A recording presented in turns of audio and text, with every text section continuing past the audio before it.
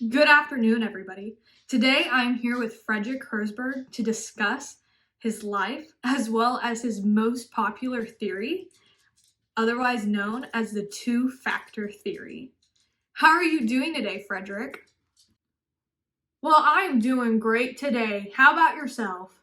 I'm doing great today as well. So let's just go ahead and start from the beginning with your life, and let's just go ahead and dive a little bit deeper into your personal life apart from the theory.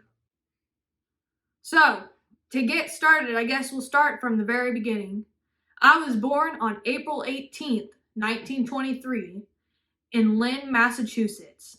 My parents, Louis and Gertrude Herzberg, were actually Jewish immigrants. And not only were they just Jewish immigrants, but they were also from Lithuania.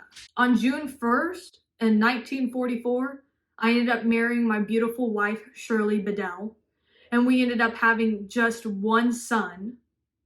After my military career, I ended up going back to City College of New York and finished off my bachelor's degree there. I ended up going to the University of Pittsburgh to finish off and receive a master's in science as well as a PhD in psychology in 1950. I ended up working at the University of Utah for multiple years. So what type of beliefs did you have, given that you have a PhD in psychology? One of my most popular beliefs is that everybody has two sets of needs. The lower end being more of an animal-related, almost what you would thrive on, what you need to survive, such as food, water, anything else related to that survival instinct.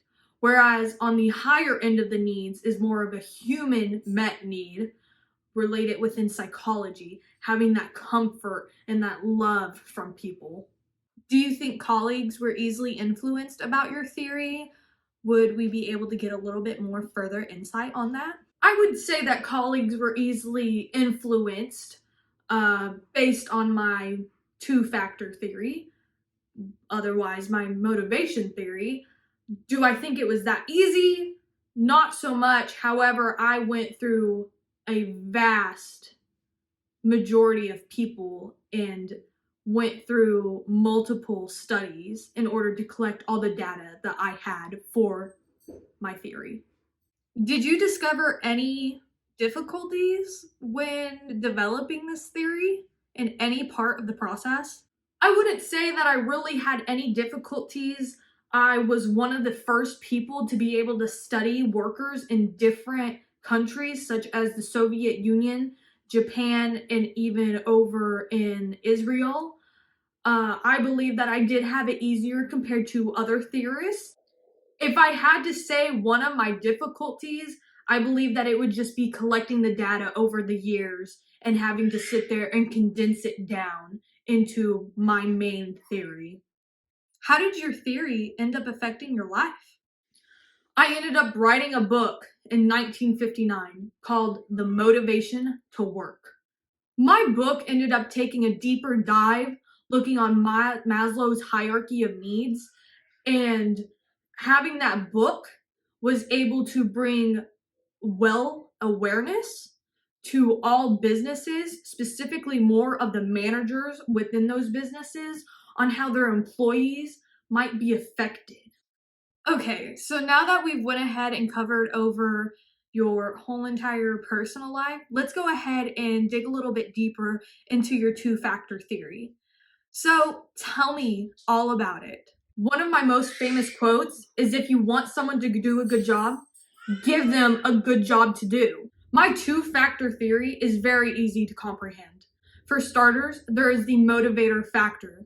What does an employee possibly want if they strive within that company? They could possibly want achievement, growth, maybe a promotion, or maybe they could just want some recognition. We move on to the second factor, which is the hygiene factor. What will a company initially give the employee as basically a ground of fundamentals to work off of? This could be anything from work conditions to salary to the supervisor. Company policy and security is very significant whenever it comes to looking for a job. However, this is where it gets tricky. You always need the hygiene factor as a starter. When somebody sits there and looks at multiple jobs, they are sitting there and they are going, okay, what job has the best insurance benefits, the best paid time off? What am I able to get automatically from that job? From there, they begin to think about the motivation. If I go into this line of work, will I be able to get my motivative factor within that company? While these two factors are on the opposite side of the arrow, as I would like to say, they have to tie together. You cannot have just motivation factors or just hygiene factors. However, if you get rid of one or the other completely, that can cause an imbalance. To end off on a good note, I believe that I was very successful within my time, and I was able to bring awareness to management on what employees might seek in order to have a better career. I ended up passing away January 19th of 2000. And my son, my one and only child, Mark Herzberg, continued to support my efforts with my two-factor theory. Thank you so much for having me.